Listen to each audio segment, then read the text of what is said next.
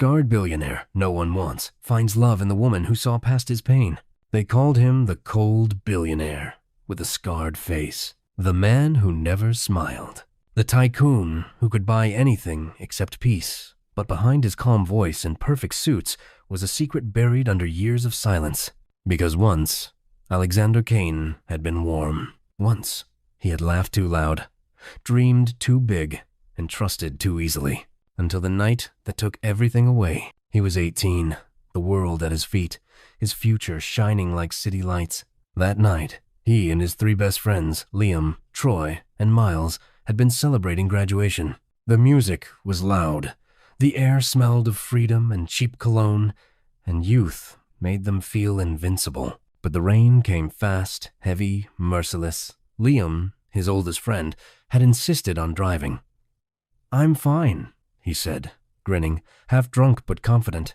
They all laughed, piling into the car, windows fogged with laughter and bad decisions. Then came the curve. The tires slipped, the headlights swerved, the laughter stopped. Metal screamed, glass shattered.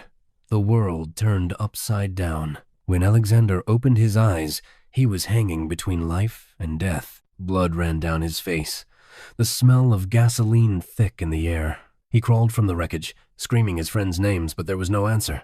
He was the only one who survived. The scar on his face, a long pale mark running from cheekbone to jaw, was a permanent reminder of that night. But the real damage lived inside him. He never drank again, never laughed the same way. He built walls, not friendships. Skyscrapers, not memories. By 42, Alexander Kane owned half the skyline of New York City, but not a single piece of happiness. The night he met her was supposed to be ordinary, another rich man's celebration he didn't want to attend. His friend, Daniel Whitmore, was turning 50 and had rented out the rooftop of the most luxurious hotel in Manhattan. Golden lights shimmered across glass walls, violins played in the background, and champagne flowed like water. Alexander arrived late. As usual, tall, broad-shouldered, dressed in a charcoal suit that matched his silence. His expression, calm and unreadable, warned everyone not to get too close. He planned to stay for an hour, just long enough to shake hands, deliver his gift, and leave before the whispers began. But fate had other plans. He was crossing the rooftop when a waitress carrying a silver tray of wine glasses stepped backward right into him. The tray-tilted glasses slid. Liquid shimmered disaster hanging in midair. Then his hand shot out, catching the tray before a single glass touched the ground. The young woman gasped, her brown eyes wide. "Oh my goodness, I'm so sorry. I didn't see you." Alexander steadied her tray with one hand and met her gaze. He waited for it. The flicker, the flinch, the moment her eyes darted to the scar. But it didn't come. She just looked at him, really looked as if the scar didn't exist. As if she saw a man, not a headline. "It's all right," he said, his voice deep and calm. She exhaled with relief, her smile gentle and real. "Thank you. You just saved me. Those glasses cost more than my rent." A faint smile touched his lips. "Then it's good I was standing here." She laughed, soft and musical. "You have good reflexes, mister." She glanced at his face, then his name tag on his cufflink. "Kane. Alexander Kane?" He nodded. "And you are Marble James," she said, straightening the tray in her hands. "Catering staff. And professional, almost glass dropper." Her humor was light, natural. It surprised him.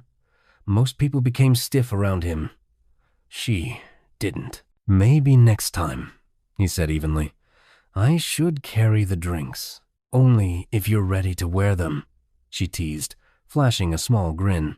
For the first time in years, Alexander laughed a quiet, short sound that startled even him. "Well," she said, glancing back toward the crowd, "thanks again for saving me, Mr. Kane. I'd better get back before my boss thinks I quit." He nodded, his voice low. "Be careful this time, Miss James." "I'll try, sir," she said, smiling before disappearing into the sea of glittering guests. The rest of the evening blurred. He spoke to Daniel, gave a brief toast, and stood politely through the music. But his mind kept drifting back to that moment, that voice, that smile, to the way she looked at him without hesitation, without pity. Later, when the party ended and he sat alone in the back of his car, The city lights reflected against the glass like distant stars. For years, he'd convinced himself that his heart had gone numb, but something in him stirred that night quiet, unfamiliar, and real. He told himself it meant nothing, just a kind stranger. But deep down, he knew something had shifted. 2 days later, he picked up his phone. "Daniel," he said, his tone casual but his heartbeat steady. "Your caterer, the woman serving wine. Do you know which company handled the event?" Daniel laughed. "You asking about a waitress? The great Alexander Kane? What's next? A poetry class?" "She was professional," he said calmly. "Sure she was," Daniel chuckled. "Her name's Marble James, works with City Events Catering, and I think she's studying hospitality at NYU. Why?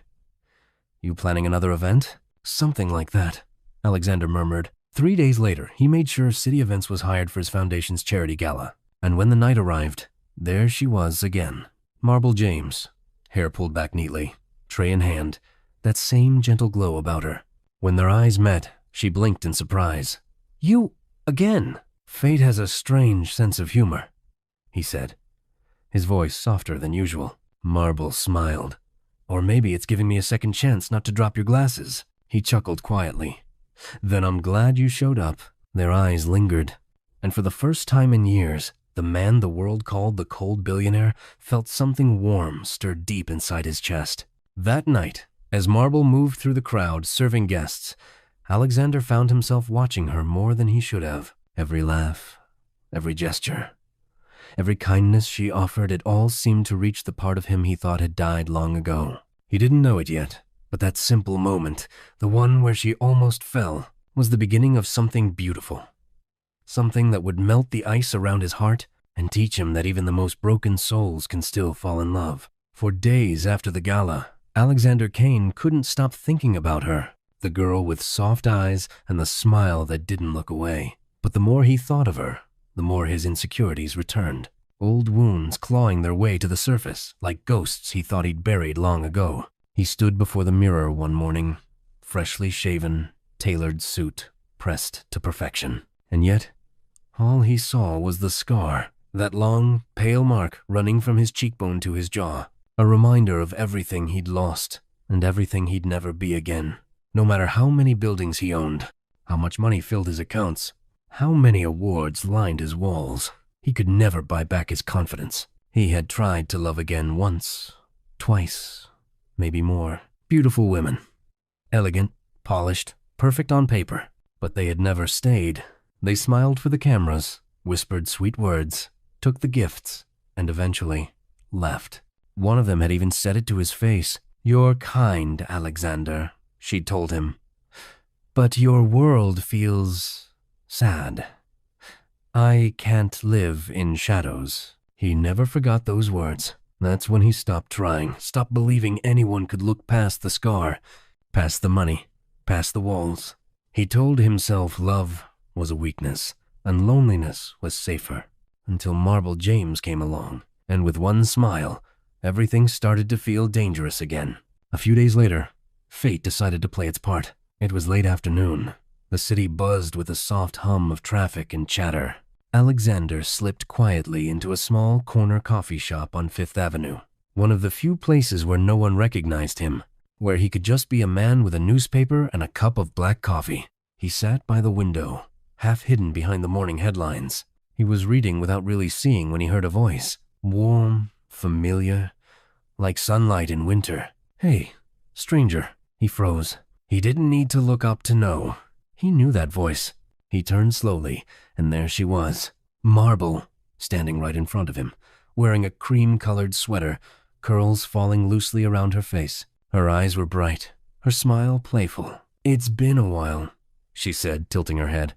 "Are you hiding from me?" For a moment, words failed him. Then, unexpectedly, he laughed, softly, genuinely. "I wasn't hiding," he said.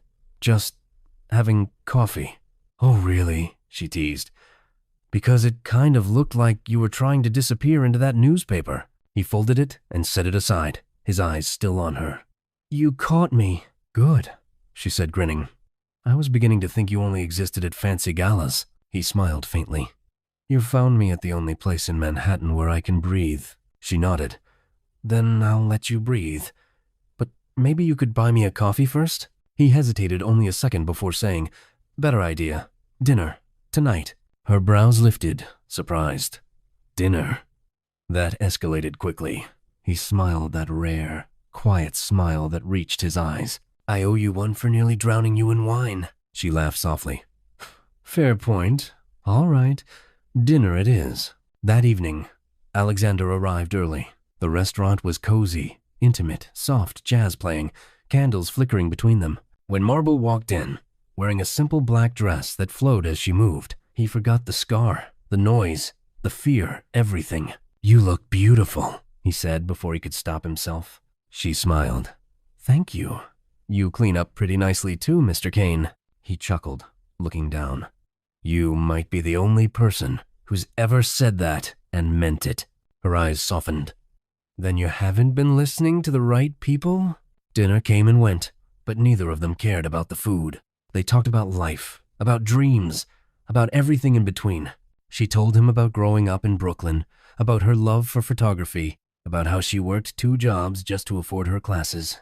And he told her carefully, honestly about the night of the accident, about his friends, about the guilt, about how, some nights, he still heard the crash in his sleep. Marble didn't interrupt. She didn't pity him. She just reached across the table, her fingers brushing his hand gently. I'm sorry you went through that, she said softly. But you survived. You got a second chance. Maybe that means you were meant for something bigger, or someone. Her words hit deeper than she knew. Do you ever wonder, he asked, voice low, why some of us survive when others don't? All the time, she whispered. But maybe it's not about why. Maybe it's about what you do with the time you're given. Well, ever great. He looked at her, the candlelight flickering in her eyes, and for the first time, he felt something in his chest. Thaw something he thought was gone forever. When dinner ended, they stepped out into the cool night air. The city lights glowed around them like stars. She looked up at him, her breath visible in the chill. Thank you for tonight, he smiled. No, thank you, for reminding me what warmth feels like. For a second, they just stood there close, quiet, hearts racing. Then, slowly, he lifted a hand to tuck a loose curl behind her ear. Her breath caught. Marble, he said softly, his voice trembling at the edges. You make it very hard to stay cold. She smiled up at him. Then maybe. Stop trying. He hesitated only a moment. And then, gently, he leaned in, brushing his lips against her forehead. A soft kiss. A promise, without words. I'll see you again, he whispered. You'd better, she said with a smile. And as she walked away, Alexander Kane stood under the city lights, his heart beating faster than it had in years. For once, the scar on his face didn't feel like a curse. It felt like proof. Proof that he had survived long enough to meet the one person who might just teach him how to live again. For weeks after that dinner, Alexander Kane and Marble James became inseparable. It started with quiet lunches in hidden cafes, evening walks through Central Park, and long drives where words weren't needed, just silence, music, and the comfort of being near each other. She brought warmth into his world. He brought peace into hers. He'd wait for her after work, leaning against his black Bentley, pretending to scroll through his phone even though he'd been there 10 minutes early. She'd tease him every time. Do billionaires always arrive before the clock? And he'd reply, smiling, only when they have someone worth waiting for. It was simple, honest, beautiful. For the first time in years, Alexander laughed without thinking. He smiled without forcing it. He lived without hiding. And when she touched his face, tracing the edge of his scar with gentle fingers, he didn't flinch. Because, in her eyes, it wasn't ugly. It was human, but good things rarely stayed untouched by the world. It happened on a Thursday morning. Alexander woke to his phone buzzing relentlessly. Dozens of messages, missed calls. He sat up, confused, until he saw the first notification. Breaking news. Scarred billionaire in love with a waitress. Another Beauty and the Beast. The article spread like wildfire. There were pictures him and Marble holding hands outside a restaurant, smiling at each other. and the captions were cruel. Poor waitress catches the heart of the Ice King. Is this love or another fairy tale for the cameras? Some posts mocked him for falling in love beneath his class. Others mocked her for chasing money. It was heartless. By noon, every major outlet had picked it up. Marble saw it first while serving customers at the cafe. Her hands trembled as she read the headlines. It wasn't the attention that hurt. It was the tone, the mockery, the invasion. But what scared her most wasn't the gossip. It was the silence that followed. No message from Alexander. No call. Nothing. She tried to tell herself he was just busy, that he needed time. But deep down, she knew what was happening. He was retreating back into his walls. At his penthouse, Alexander sat alone by the window, staring out at the city he'd once ruled. He'd been through scandals, before ugly headlines, business feuds, betrayal. But this time, it felt different. This time, someone he cared about was caught in the fire with him. He could take the criticism, but not the thought of her being hurt because of him. His reflection in the glass looked like a stranger, the scar colder than ever, the eyes tired and hollow. This is what happens when you let someone in, he whispered to himself. He turned off his phone, and for the next few days, he disappeared. Marble waited. 1 day turned into 2, then 4. Her calls went unanswered, her messages unread. Finally, she couldn't stand it anymore. She got in a cab and went to his penthouse. The security guards tried to stop her, but one look at her face, tearful, determined, and they stepped aside. She rode the elevator up, her heart pounding with every floor. When the doors opened, she saw him standing by the window, his back to her, city lights washing over his figure like a ghost. "Alexander," she said softly. He didn't turn. "You shouldn't have come." Her voice trembled. "Why not?" he exhaled slowly. "Because this is what I was afraid of, Marble. The attention, the whispers. You don't deserve to be dragged into my world." She took a slow step toward him. "You think I care about what people say?" "You should," he said, his tone low and cold, though his voice shook. "You've seen the headlines. They'll never stop. You'll always be the waitress who caught the billionaire. You'll always be mocked for loving me." She blinked back tears, moving closer.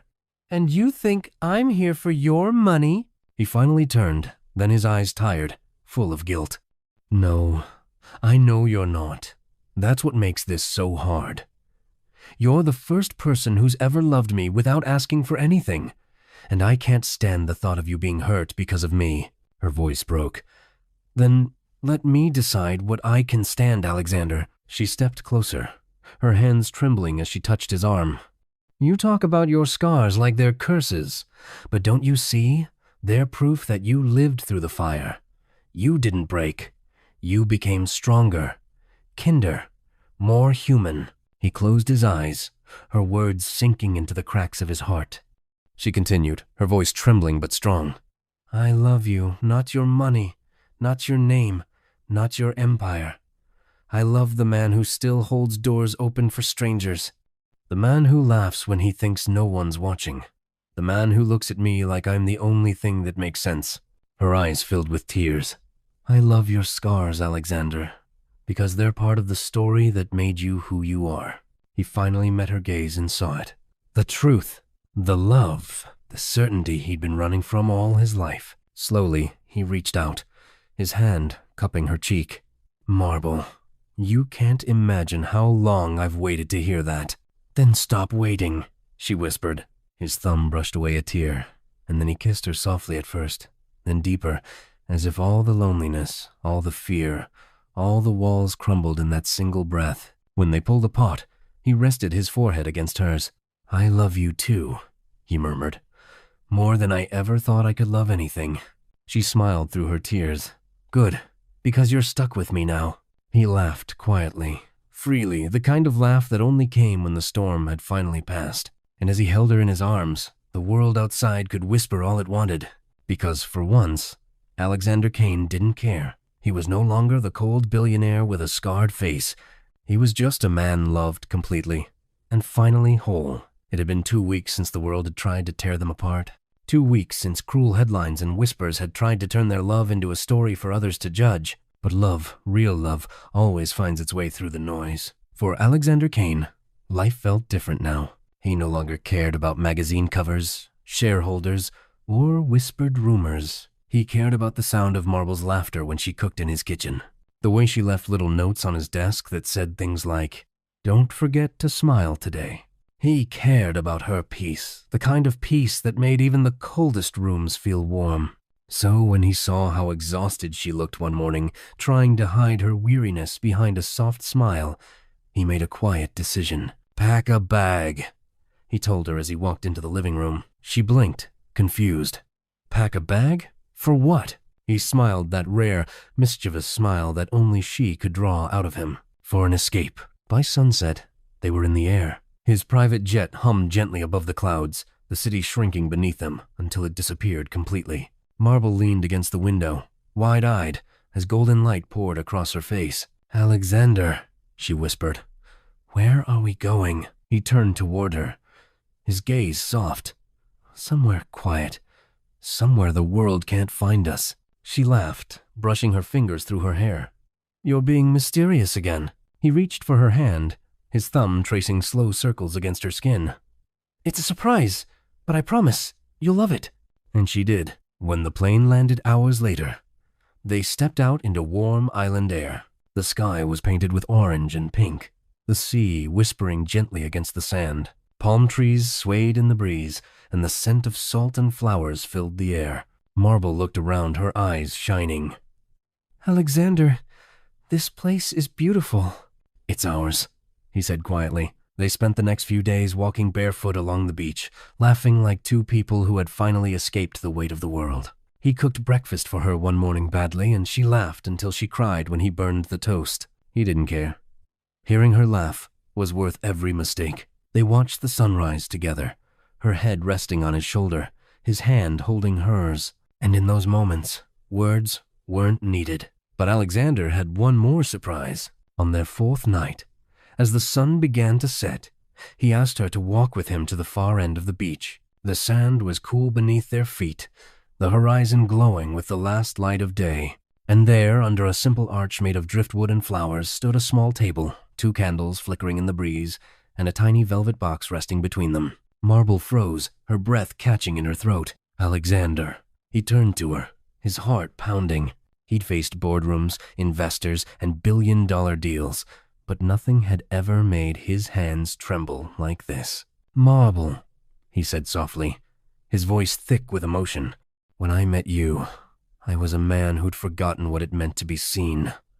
I hid behind money, power, and scars not because I didn't care, but because I was afraid no one could ever care for me." Her eyes filled with tears as he took her hands in his. "You looked at me that first night as if I was still worth something," he continued.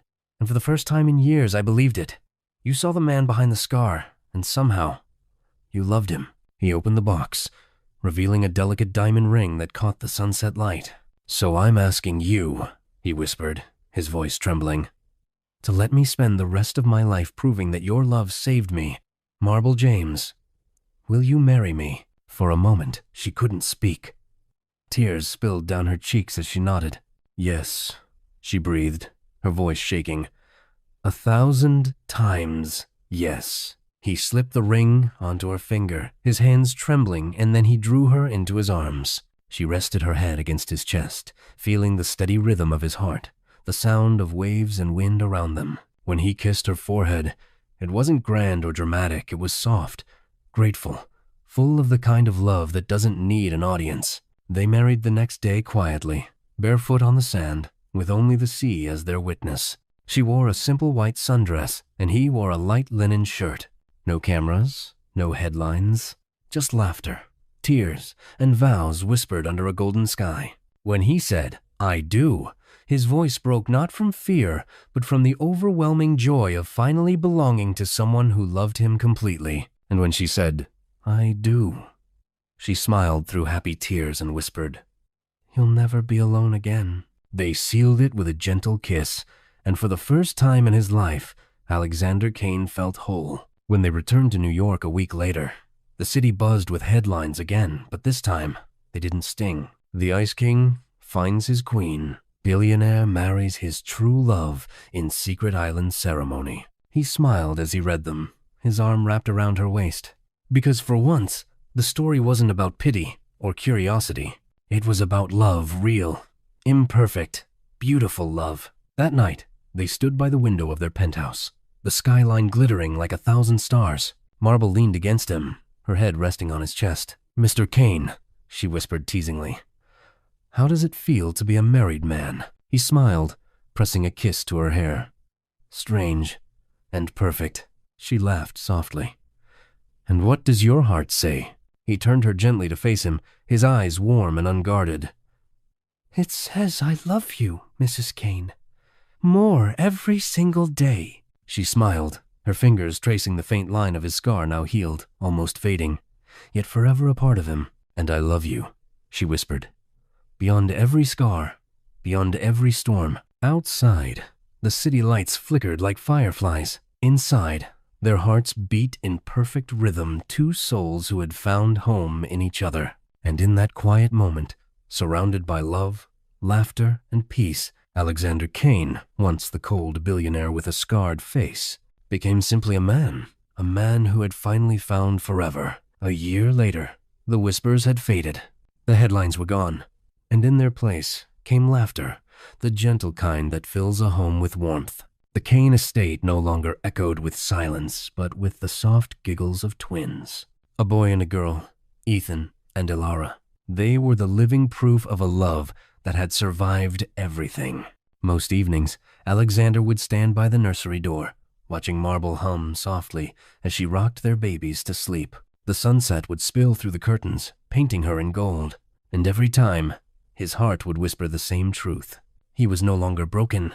He was whole because of her. He'd walk over, kiss her forehead gently, and say, "You gave me everything I never knew I needed." She'd smile, eyes glistening, "And you gave me forever." Then he'd whisper, "I love you, Mrs. Kane. I love you too," she'd reply, her voice soft as the evening breeze. And as their twins slept peacefully between them, the man once called the Ice King finally melted into warmth, his heart wrapped in love, his scars now stories of survival and grace. Love doesn't ask for perfection, only two hearts brave enough to see beyond the scars. The end. Did you enjoy the story? Kindly let us know where you are watching from. Don't forget to subscribe to this channel. Thank you so much for watching.